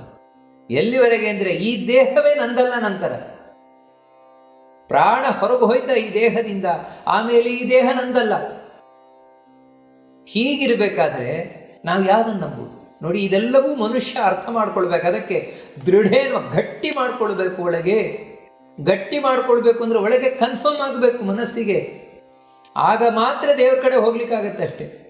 ದೇವರು ಬೇಕು ಅಂತ ಯಾವಾಗ ಕಾಣುತ್ತೆ ಒಬ್ಬ ವ್ಯಕ್ತಿಗೆ ಅಂತ ಹೇಳಿದ್ರೆ ಇಷ್ಟವನಿಗೆ ಗೊತ್ತಾದಾಗ. ಇಲ್ಲಿದ್ರೆ ದೇವರು ಬೇಕು ಅಂತ ಕಾಣೋದೇ ಇಲ್ಲ. ಅತಿಯಾಗಿದೆ ಬದುಕು, ಸಾಯಲಾರನೆ ಏನು ಅಂತ ಹೇಳಿದ್ರೆ, ಇಲ್ಲೇನು ಚೆನ್ನಾಗಿದೆಯಲ್ಲ, ಏನಾಗಿದೆ ನಮಗೆ, ಬೇಕಾದಷ್ಟಿದೆಯಪ್ಪ, ಏನು ದೇವ್ರಿಗೆ ಇವ್ರು ಯಾಕ್ರಿ ಇದೆಲ್ಲ, ಆರಾಮಾಗಿದ್ದೇವೆ ಇಲ್ಲಿ ಅಂತ ಈ ರೀತಿ ತಿಳ್ಕೊಂಡು ಕೂತಿರ್ತಾನೆ. ಎಲ್ಲಿವರೆಗೆ ಅಂದರೆ ಈ ಜಗತ್ತು ನೀರ ಮೇಲಿನ ಗುಳ್ಳೆ ಅಂತ ಗೊತ್ತಾಗುವವರೆಗೆ. ಇದು ನೀರ ಮೇಲಿನ ಗುಳ್ಳೆ, ನಿಜವಲ್ಲ ಹರಿಯೇ ಅಂತ ಹೇಳಿದಾಗ ಯಾವಾಗ ಒಡೆದು ಹೋಗುತ್ತಾ ಗೊತ್ತಿಲ್ಲ. ಅದೇ ರೀತಿ ಈ ಬದುಕು ಯಾವಾಗ ನಿಂತು ಹೋಗುತ್ತಾ ಗೊತ್ತಿಲ್ಲ. 100 ವರ್ಷವೇ ಆಗಬೇಕು ಅಂತಿಲ್ಲ, ಮುದುಕನೇ ಆಗಬೇಕು ಅಂತಿಲ್ಲ, ಆಯುಷ್ಯವೇ ಮುಗಿಬೇಕು ಅಂತಿಲ್ಲ. ಯಾವಾಗ ಬೇಕಾದರೂ ಹೋಗ್ಬೋದು, ಯಾವ ಕ್ಷಣದಲ್ಲ ಬೇಕಾದರೂ ಹೋಗ್ಬೋದು. ಈ ಜಗತ್ತು ನನ್ನ ಪಾಲಿಗಿಲ್ಲ ಅಂತ ಆಗ್ಬೋದು, ಅಂತ ಹೇಳಿದ್ರೆ ಸತ್ತು ಹೋಗ್ಬೋದು. ಆ ಕಾರಣದಿಂದಾಗಿ ಯಾವತ್ತೂ ನಮ್ಮೊಟ್ಟಿಗೆ ಬರುವಂಥವ್ರು ಯಾರಿದ್ದಾರೆ, ನಮ್ಮನ್ನು ನೋಡಿಕೊಳ್ಳುತ್ತಾ ಇದ್ದಾರೆ, ಅಂತಹ ಭಗವಂತನಲ್ಲಿ ಭಕ್ತಿ ಬರಬೇಕಾ, ಅವನಲ್ಲಿ ಅಟ್ಯಾಚ್ಮೆಂಟ್ ಬಿಡಬೇಕಾ. ಅದು ಬಿಡಲಾರದ ನಂಟು. ಅದು ಹೇಗೆಂದರೆ ತೊರೆದು ಜೀವಿಸಬಹುದೇ ಹರಿ ನಿನ್ನ ಚರಣವ ಅಂತ ಹೇಳಿದಾಗೆ. ಏನನ್ನ ಬೇಕಾದರೂ ಬಿಡ್ತೇನೆ, ನಿನ್ನನ್ನು ದೇವರೇ ನನಗೆ ಬಿಟ್ಟಿರ್ಲಿಕ್ಕಾಗೋಲ್ಲ ಅನ್ನುವಂತಹ ಭಾವನೆ ಏನಿದೆ, ಇದು ಬಹಳ ಮುಖ್ಯವಾಗಿ ಬೇಕಾದದ್ದು. ಅದಕ್ಕೆ ಗಟ್ಟಿ ಮುಟ್ಟಾಗಬೇಕಿದು. ಅಂದರೆ ಅಷ್ಟು ದೇವರ ಬಗ್ಗೆ ಕೇಳಬೇಕು. ಕೇಳಿ ಕೇಳಿ ಕೇಳಿ ಬರೀ ಕೇಳಿದರೆ ಮಾತ್ರ ಬರೋಲ್ಲ ಇದು. ಮತ್ತೇನೆಂದರೆ ಜೀವನದಲ್ಲಿ ಅನುಭವ ಬರಬೇಕು, ದೇವರ ಅನುಭವ ಬರಬೇಕು. ದೇವರಿದ್ದಾನೆ, ನನ್ನ ಪಾಲಿಗಿದ್ದಾನೆ, ದೇವರು ಬರ್ತಾನೆ, ನನ್ನನ್ನು ರಕ್ಷಣೆ ಮಾಡ್ತಾನೆ. ಎಂಥ ಸಂದರ್ಭದಲ್ಲೂ ಎಲ್ಲರೂ ಕೈ ಬಿಟ್ಟಾಗಲೂ ನನ್ನನ್ನು ರಕ್ಷಣೆ ಮಾಡ್ತಾನೆ. ಎಲ್ಲರೂ ಚೀತು ಚೀತು ಅಂತ ನನಗೆ ಅವಮಾನ ಮಾಡಿದರೂ ಕೂಡ ದೇವರು ಮಾತ್ರ ಅವಮಾನ ಮಾಡೋಲ್ಲ. ಎಲ್ಲರೂ ಇವನಿಗೆ ಹಾಗಾಗಲಿ, ಇವನು ದುಃಖದಲ್ಲಿ ಬೀಳಲಿ, ಇವನು ಹಾಳಾಗೋಗ್ಲಿ ಅಂತ ಎಣಿಸಿದ್ರು ಆ ದೇವರಿಗೆ ಎಣಿಸಲ್ಲ. ಅವನು ಕೈ ಹಿಡಿದು ಮೇಲಕ್ಕೆತ್ತುತ್ತಾನೆ. ಅಂದರೆ ಹೀಗೆ ಇವೆಲ್ಲ ಅನುಭವಗಳು ಯಾವಾಗ ಜೀವನದಲ್ಲಿ ಇವನಿಗೆ ಉಂಟಾಗತ್ತೆ, ಆ ಅನುಭವಗಳು ಅದೇ ಜ್ಞಾನ. 2 ರೀತಿಯ ಜ್ಞಾನ, ಒಂದು ಥಿಯರಿಟಿಕಲ್, ಇನ್ನೊಂದು ಪ್ರಾಕ್ಟಿಕಲ್. ಥಿಯರಿಟಿಕಲ್ ಅಂದರೆ ಈ ರೀತಿ ಕೇಳಿ ಬರುವ ಜ್ಞಾನ. ಎರಡನೆಯದೇನು ಅಂತ ಹೇಳಿದ್ರೆ, ಆ ಕೇಳಿದ್ದನ್ನು ಜೀವನದಲ್ಲಿ ಅಳವಡಿಸಿಕೊಂಡಾಗ ಆ ದೇವರ ಇರುವಿಕೆಯ ಅರಿವಾಗ್ತದೆ, ನನಗೆ ಆಗಬೇಕದು. ಹಾಗಾದರೆ ಮಾತ್ರ ಇವನಿಗೆ ಈ ಸಂಸಾರದ ಬಗ್ಗೆ ಅಟ್ಯಾಚ್ಮೆಂಟ್ ಕಳ್ಕೊಳ್ಳಿಕ್ಕಾಗತ್ತೆ. ಅದೇ ವೈರಾಗ್ಯ ಅಂತ ಕರೀತಾರೆ. ವೈರಾಗ್ಯ ಅನ್ನುವುದು ತನ್ನಷ್ಟಕ್ಕೆ ಬರಬೇಕು ಒಳಗಿನಿಂದ. ಸಾಕು ಈ ಪ್ರಪಂಚ, ಇದರ ಲಿಮಿಟೇಷನ್ಗಳಿಷ್ಟೇ, ದೇವರು ಬೇಕು, ಆಗಬೇಕು, ಮನಸ್ಸಿಗೆ ಆಗಬೇಕು. ಇದು ಬಲವಂತವಾಗಿ ಮಾಡಿಸೋದಲ್ಲ. ಬಲವಂತವಾಗಿ ಯಾರೂ ಮನಸ್ಸಿಗೆ ಏನು ಮಾಡಲಿಕ್ಕಾಗಲ್ಲ ಅಂತ ಮನಸ್ಸಿಗೆ ಕಾಣಬೇಕು, ನನಗೆ ದೇವರು ಬೇಕು, ದೇವರು ಬೇಕು ಅಂತ ಒಳಗೆ ತುಡಿತ ಬರಬೇಕು. ಮತ್ತು ಈ ಜಗತ್ತು ಸಾಕು ಸಾಕು ಸಾಕು ಅಂತ ಒಳಗಿನಿಂದ ಕಾಣಬೇಕು. ಅದಕ್ಕೆ ಇದು ಕಡೆವರೆಗೆ ಇರಬೇಕು. ಅದಕ್ಕೆ ದೃಢೇನ ಅಂತ ಹೇಳಿದೆ. ಯಾಕಂದರೆ ನಮ್ಗೆ ಇಂಥದ್ದೆಲ್ಲ ಕೇಳಿದಾಗ ಕೆಲವು ಸಲ ಬಂದುಬಿಡ್ತದೆ, ವೈರಾಗ್ಯ ಬಂದುಬಿಡ್ತದೆ, ದೇವರು ಬೇಕು ಅಂತ ಕಾಣಿಸ್ತದೆ, ಕೂಡಲೇ ಹೊರಟು ಬಿಡ್ತೇವೆ. ಒಂದು ಕೆಲವು ತಿಂಗಳು ಇರ್ತದಷ್ಟೇ. ಮತ್ತೆ ಅಯ್ಯೋ ಇದೆಲ್ಲ ಆಗೋದಲ್ಲ ಹೋಗೋದಲ್ಲ ಅಂತ ಮತ್ತೆ ಮಾಮೂಲು ನಾವು ಮೊದಲೇ ಆಗಿರ್ತೇವೋ ಹಾಗೆ ಆಗಿಬಿಡ್ತೇವೆ. ಹಾಗೆ ಆಗಬಾರ್ದು, ಗಟ್ಟಿ ಆಗಬೇಕು. ಅದಕ್ಕೋಸ್ಕರ ಅಸಂಗ ಶಸ್ತ್ರೇಣ ದೃಢೇನ ಚಿತ್ವ, ತುಂಡರಿಸಬೇಕು. ದೇವರು ಬೇಕು ಅಂತ ಕಾಣಬೇಕು. ಹೌದು, ದೇವರು ಬೇಕು ಬೇಕು ಬೇಕು ಬೇಕು ಅಂತ ಒಳಗಿನಿಂದ ಆಯಿತು, ತುಡಿತ ಬಂತು. ಅದಕ್ಕೆ ಹೇಳುವುದು ದಾಸರು, ಎಂದು ಕಾಂಬೆನೋ ಸ್ವಾಮಿ ಎಂದಿಗಾಹುದೋ ನಿನ್ನ ದರ್ಶನ ಅಂದಿಗಲ್ಲದೆ ಅಂತ ಅದನ್ನು ಹೇಳುವುದು. ಎಂದಿಗಾಗುವುದೋ ನಿನ್ನ ದೇವರೇ, ನಿನ್ನನ್ನು ಯಾವಾಗ ನೋಡ್ತೇನೆ. ಅದು ಯಾವಾಗ ಅಂದರೆ ತುಂಡರಿಸಿದಾಗ ಮಾತ್ರ. ಈ ಜಗತ್ತನ್ನು ನೀವು ಭೇದ ಜ್ಞಾನದಿಂದ ನೋಡಿದಾಗ ಬೇರೆ ಬೇರೆ, ಇಡೀ ಜಗತ್ತು ಬೇರೆ. ಯಾಕಂದರೆ ಇವೆಲ್ಲವೂ ಕೂಡ ದೇವತೆಗಳು ಕೂಡ ಒಂದಲ್ಲ ಒಂದನ್ನು ನಮ್ಮ ಕೈ ಕೊಡುವವರೇ. ಆದರೆ ದೇವರು ಮಾತ್ರ ಕೈ ಕೊಡೋಲ್ಲ. ಲಕ್ಷ್ಮೀನಾರಾಯಣರು ಯಾವತ್ತೂ ಕೈ ಕೊಡೋಲ್ಲ, ಯಾವತ್ತೂ ನಮ್ಮೊಟ್ಟಿಗಿರ್ತಾರೆ. ಇದು ಅವನಿಗೆ ಗಟ್ಟಿ ಆಯಿತು, ಅಂಥ ದೇವರು ಬೇಕು. ನನ್ನ ತಂದೆ ತಾಯಿ ಸ್ಥಾನದಲ್ಲಿರುವವನು, ನನ್ನನ್ನು ಸದಾ ನೋಡ್ತಾ ಇರುವಂಥವನು. ತತಃಪದಂ ತತಃಪರಂ ತತ್ ಪರಿಮಾರ್ಗಿತವ್ಯಂ. ಯಾವಾಗ ಇಂಥ ತುಡಿತ ಬಂತು ಈಗ ದೇವರನ್ನು ಹುಡ್ಕೊಂಡು ಹೊರಡು ಅಂತ ಹೇಳ್ತಾನೆ ಕೃಷ್ಣ. ಆಗ ನೀನು ದೇವರು ಎಲ್ಲಿದ್ದಾನೆ ಅಂತ ಹುಡ್ಕೊಂಡು ಹೊರಡಬೇಕು. ಸುಮ್ಮನೆ ಹಾಗೆ ನಾನು ಹಿಮಾಲಯಕ್ಕೆ ಹೋಗಿ ದೇವರನ್ನು ನೋಡಿಬಿಡ್ತೇನೆ, ಅಥವಾ ಇವತ್ತು ಯಾಕ್ರಿ ನನಗೆ ದೇವರು ಕಾಣೋಲ್ಲ, ದೇವರಿದ್ರೆ ಕಾಣಬೇಕಿತ್ತಲ್ವ, ಯಾಕೆ ಕಾಣೋಲ್ಲ? ಇಂಥಲ್ಲ ಪ್ರಶ್ನೆಗಳೆಲ್ಲ ಕೃಷ್ಣ ಹೇಳ್ತಾನೆ, ಉತ್ತರ ಇಲ್ಲದೆ ಕೊಡ್ತಾ ಇದ್ದಾನೆ. ದೇವರು ಯಾಕೆ ಕಾಣಲ್ಲ ಅಂದರೆ ದೇವರು ಬೇಕು ಅಂತ ನಿನಗಿದೆಯಾ? ದೇವರನ್ನು ನೋಡಬೇಕು ಅನ್ನುವ ತುಡಿತ ನಿನ್ನೊಳಗಿದೆಯಾ? ಇದ್ರೆ ದೇವರು ಕಾಣ್ತಾನೆ. ಯಾಕಂದರೆ ತುಡಿತ ಇದ್ದಾಗ ದೇವರನ್ನು ಹುಡ್ಕೊಂಡು ಹೊರಡ್ತೀಯ. ಯಾವ ರೀತಿ ಮಗುವಿಗೆ ಅಮ್ಮನೇ ಬೇಕು ಅಂತ ಕಂಡಾಗ ಅದು ಅಮ್ಮನ ಹುಡ್ಕೊಂಡು ಹೊರಡ್ತದೆ. ಅಮ್ಮ ಎಲ್ಲಿದ್ದಾಳೆ ಅಂತ ಹೊರ್ಕೊಂಡು ಹೊರಡ್ತದೆ. ಅಮ್ಮ ಬೇಡ ಅಂತ ಹೇಳಿದಾಗ ಆಟ ಸಾಮಾನೊಟ್ಟಿಗೆ ಆಟ ಆಡ್ಕೊಂಡು ಕೂತಿರ್ತದೆ. ಅದೇ ರೀತಿ ದೇವರು ಬೇಕು ಬೇಕು ಬೇಕು ಅಂತ ನಿನಗೆ ಸಿಕ್ಕಾಪಟ್ಟೆ ತುಡಿತ ಬಂತು. ಆ ತುಡಿತ ಹೇಗೆ ಬಂದದ್ದು ಅಂದರೆ ಹಾಗೆ ಅಲ್ಲ. ಮತ್ತು ವೈರಾಗ್ಯದಿಂದ ಈ ಜಗತ್ತು ಸಾಕು ಅಂತ ಕಂಡು, ಸಾಕು ಈ ಜಗತ್ತು. ಯಾಕಂದರೆ ಈ ಜಗತ್ತಿನಲ್ಲಿ ನೋಡಿದೆ ಎಲ್ಲವೂ ಒಂದಲ್ಲ ಒಂದು ದಿನ ಕೈ ಕೊಡ್ತಾನೆ ಇದೆ. ಹೇಗೆ ಅಂತ ಹೇಳಿದ್ರೆ ಎಲ್ಲವೂ ಚೆನ್ನಾಗಿದ್ದಾಗ ಮಾತ್ರ, ಎಲ್ಲವೂ ಚೆನ್ನಾಗಿದ್ದಾರ ಪ್ರೀತಿ ಮಾಡ್ತಾರೆ ನಿಮ್ಮನ್ನು. ಆದರೆ ನೀವು ಅವರಿಗೊಂಚೂರು ವಿರುದ್ಧವಾಗಿ ನಡ್ಕೊಂಡ್ರ ನೀವು ಕೆಟ್ಟವರಾಗಿಬಿಡ್ತೀರಿ. ನೋಡಿ, ಈ ಜಗತ್ತೇ ಹಾಗೆ. ನೀವು ಯಾರನ್ನ ಬೇಕಾದರೂ ನೋಡಿ, ಅವರಿಗೆ ಬೇಕಾದ ಹಾಗೆ ನೀವಿದ್ರಿ ಅಂತ ಹೇಳಿದ್ರೆ ನೀವು ಭಾರಿ ಒಳ್ಳೆಯವರು. ಇಲ್ವಾ, ಅವ್ರಿಗೆ ಬೇಕಾದ ಹಾಗೆ ಇಲ್ವಾ, ಅವ್ರಿಗೆ ವಿರುದ್ಧವಾಗಿ ನಡ್ಕೊಂಡ್ರ ನೀವು ಕೆಟ್ಟವರು. ಹೀಗೆ ಎಣಿಸುವಂಥದ್ದು. ಇಲ್ಲದೇ ಇದ್ರೂ ಕೂಡ ನೀವು ಒಳ್ಳೆಯವರಾಗಿದ್ದರೂ ಕೂಡ, ಅವರು ನಿಮಗೆ ಬೇಕಾಗಿದ್ದರೂ ಕೂಡ, ಕಾಲ ಅನ್ನೋದು ಒಂದಲ್ಲ ಒಂದು ದಿನ ಇಬ್ಬರನ್ನೇ ಬೇರ್ಪಡಿಸಿದೆ. ಹೀಗೆ ಈ ಜಗತ್ತಿನಲ್ಲಿ ಒಂದಲ್ಲ ಒಂದು ದಿನ ಬೇರ್ಪಡಲೇಬೇಕು, ಎಲ್ಲದರಿಂದಲೂ ಬೇರ್ಪಡಲೇಬೇಕು. ಇದು ಗಟ್ಟಿ ಆಯಿತು ಒಳಗೆ. ದೇವರು ಬೇಕು ಅಂತ ಕಾಣಿಸ್ತು. ಆಗ ದೇವರನ್ನು ಹುಡ್ಕೊಂಡು ಹೊರಡಯ್ಯ ನೀನು. ಯಾರೋ ಆ ದೇವರು ಅಂತ ಹೇಳಿದ್ರೆ ಯಾರು? ಪರಂ ತತಃ ತತ್ ಪರಂ ಪರಿಮಾರ್ಗಿತವ್ಯಂ. ಆ ಪರಂ ಅಂತ ಹೇಳಿದ್ರೆ ನಿನಗಿಂತ ಬೇರೆಯಾದವನಂತ ಒಂದರ್ಥ. ನೀನೇ ದೇವರಲ್ಲ. ಯಾಕಂದರೆ ನೀನೇ ದೇವರಾದರೆ ಹುಡುಕ್ಲಿಕ್ಕೆ ಏನಿದೆ? ಹುಡುಕ್ಲಿಕ್ಕೆ ಏನಿಲ್ವೇ ಇಲ್ಲ. ಯಾಕಂದರೆ ನೀನೇ ತಾನೆ ದೇವರು. ಅದಕ್ಕೆ ಕೃಷ್ಣ ಹೇಳ್ತಾ ಇದ್ದಾನೆ, ತತ್ ಪರಂ, ಅದು ಬೇರೆ, ಅದು ನಿನಗಿಂತ ಬೇರೆಯಾಗಿದೆ ದೇವರು ಅನ್ನೋದು, ನೀನಲ್ಲ. ನನ್ನ ಹಾಗೆ ಇನ್ನೊಂದು ವಸ್ತು, ನಿನ್ನ ಹಾಗೆ ಅಲ್ಲ. ಮತ್ತು ನಿನಗಿಂತ ಬೇರೆಯಾಗಿ ಸರ್ವೋತ್ತಮನಾಗಿದೆ. ಅದಕ್ಕೆ ಪರಂ ಅಂದರೆ ಇನ್ನೊಂದು ಅರ್ಥ ಅಂದರೆ ಶ್ರೇಷ್ಠವಾದ ವಸ್ತು. ಅದು ಅತ್ಯಂತ ಶ್ರೇಷ್ಠನಾಗಿದ್ದಾನೆ ದೇವರು. ಆ ಶ್ರೇಷ್ಠವಾದ ವಸ್ತುವನ್ನು ಪರಿಮಾರ್ಗಿತವ್ಯಂ, ನೀನು ಹುಡುಕಬೇಕಾಗಿದೆ. ಎಲ್ಲ ಕಡೆ ಹುಡುಕಬೇಕಾಗಿದೆ ನೀನು. ಯಾಕ್ರಿ? ಆ ದೇವರನ್ನು ಹುಡುಕಿ ನನಗೇನು ಆಗಬೇಕಾಗಿದೆ? ಆ ದೇವರನ್ನು ಕಂಡು ನನಗೆ ಏನು ಆಗಬೇಕಾಗಿದೆ? ಅದನ್ನು ಕೃಷ್ಣ ಸ್ಪಷ್ಟ ಹೇಳ್ತಾನೆ, ಯಸ್ಮಿನ್ ಗತಾ ನ ನಿವರ್ತಂತಿ ಭೂಯಃ. ಯಾಕೆ ನೀನು ದೇವರನ್ನು ಹುಡುಕಬೇಕು ಅಂತ ಹೇಳಿದರೆ, ಯಾವ ದೇವರನ್ನು ಸೇರಿದರೆ ಮರಳಿ ಇಲ್ಲಿಗೆ ಬರುವುದಿಲ್ವೋ, ಮತ್ತೆ ನ ನಿವರ್ತಂತಿ ಭೂಯಃ, ಮತ್ತೆ ಮತ್ತೆ ಇಲ್ಲಿಗೆ ಬರುವುದಿಲ್ವೋ. ಇಲ್ಲಿಗೆ ಬರುವುದಿಲ್ಲ ಅಂತ ಹೇಳಿದ್ರೆ ಈ ನೋವಿನ ಕೋಟಳೆಯಲ್ಲಿ ಸಿಲುಕಿಕೊಳ್ಳುವುದಿಲ್ವೋ, ಈ ದುಃಖ ದುಮ್ಮಾನಗಳಿಗೆ ಸಿಲುಕುವುದಿಲ್ವೋ, ಅದನ್ನು ಹೇಳ್ತಾರೆ.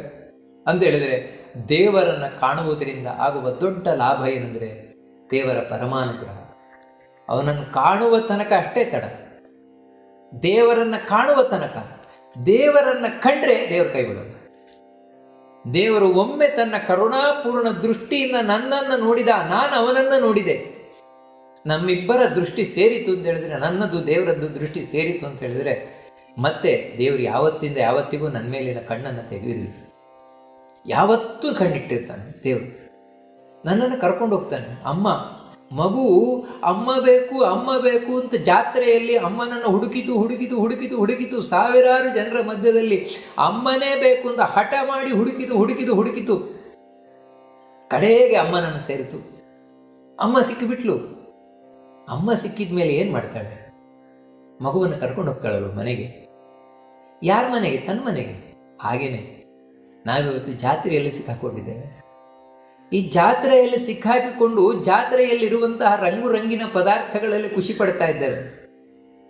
ಕತ್ತಲೆ ಆಗತ್ತೆ, ಆಮೇಲೆ ಇಡೀ ಜಾತ್ರೆ ಖಾಲಿ ಆಗಿಬಿಟ್ರೆ ನಾನೊಬ್ಬನೇ ಇರ್ತೇನೆ ಅಂತ ಆ ಮಗುವಿಗೆ ಗೊತ್ತಿರೋಲ್ವಲ್ಲ.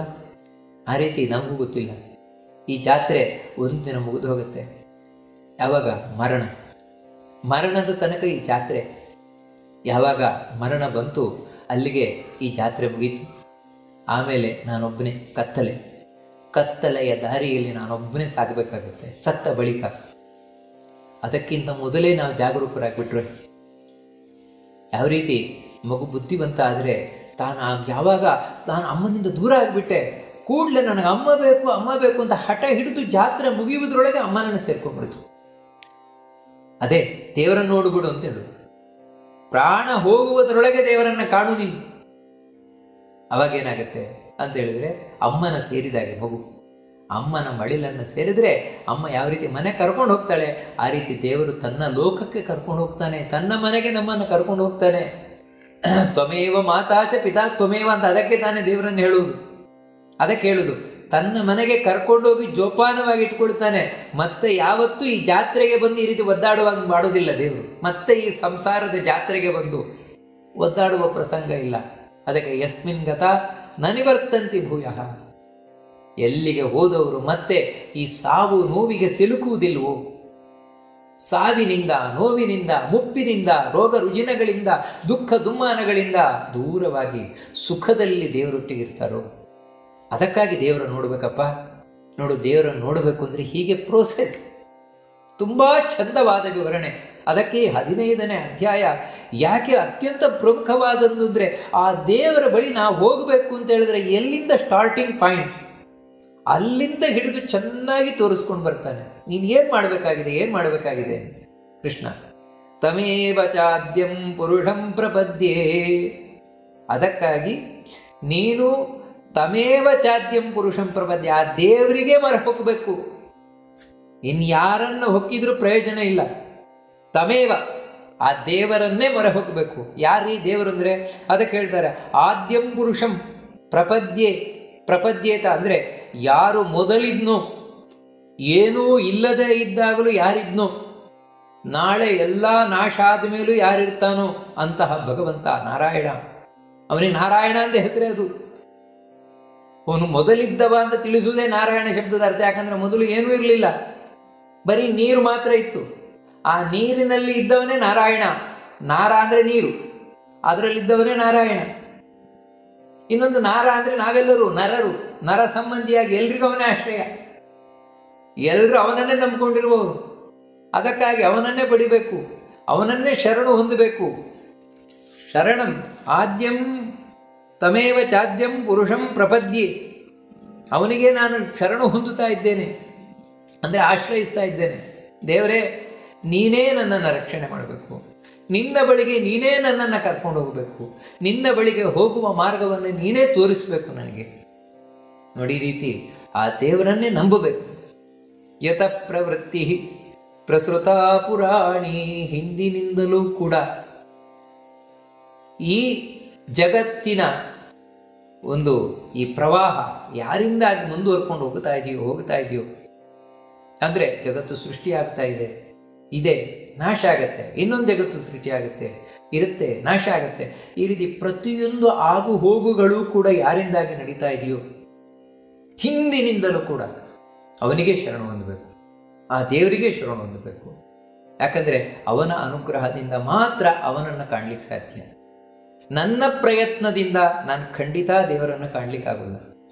ನಾನೇ ದೇವರನ್ನು ಮರೆತು ನಾನೇ ಏನಾದರೂ ಮಾಡಿ ದೇವರನ್ನು ಕಂಡುಬಿಡ್ತೇನೆ, ಏನೋ ಒಂದು ಮಂತ್ರವನ್ನು ವಶೀಕರಣ ಮಾಡಿಕೊಂಡು ತಂತ್ರದಿಂದ, ಅದರಿಂದ ಇಲ್ಲವೇ ಇಲ್ಲ. ದೇವರಿಗೆ ಯಾವುದಕ್ಕೂ ಸಿಕ್ಕೋಲ್ಲ. ಕೇವಲ ಅವನು ಮನಸ್ಸು ಮಾಡಿದರೆ ಮಾತ್ರ ಅವನನ್ನು ನೋಡಲಿಕ್ಕಾಗತ್ತೆ. ಅವನು ಮನಸ್ಸು ಮಾಡಿದರೆ ಮಾತ್ರ ಅವನಲ್ಲಿ ಭಕ್ತಿ ಬರುತ್ತೆ. ಅವನು ಮನಸ್ಸು ಮಾಡಿದರೆ ಮಾತ್ರ ನಮಗೆ ಏನಾದರೂ ದೇವರ ಬಗ್ಗೆ ಮಾಡಲಿಕ್ಕಾಗತ್ತೆ. ಅದಕ್ಕಾಗಿ ದೇವರಿಗೆ ಮೊರೆ ಹೋಗಬೇಕು ಅಂತದ್ದು ಬಹಳ ಸುಂದರವಾಗಿ ಕೃಷ್ಣ ತಿಳಿಸಿದ. ಅದರೊಟ್ಟಿಗೆ ನಮ್ಮ ಜೀವನದಲ್ಲಿ ಬಹಳ ಮುಖ್ಯವಾಗಿರಬೇಕಾದದ್ದು ಏನು, ದೇವರನ್ನು ಪಡಿಬೇಕಾದ್ರೆ ಅದನ್ನು ಮುಂದೆ ತಿಳಿಸ್ಕೊಂಡು ಹೋಗ್ತಾನೆ. ಅದೇನಂತ ಮುಂದೆ ನೋಡೋಣ ಅಂತ ಹೇಳ್ತಾ ಈ ಉಪನ್ಯಾಸವನ್ನು ಮಧ್ವಾಂತರ್ಗತ ಭಗವಂತನಿಗೆ ಅರ್ಪಣೆಯನ್ನು ಮಾಡೋಣ. ಶ್ರೀಕೃಷ್ಣ ಅರ್ಪಣ.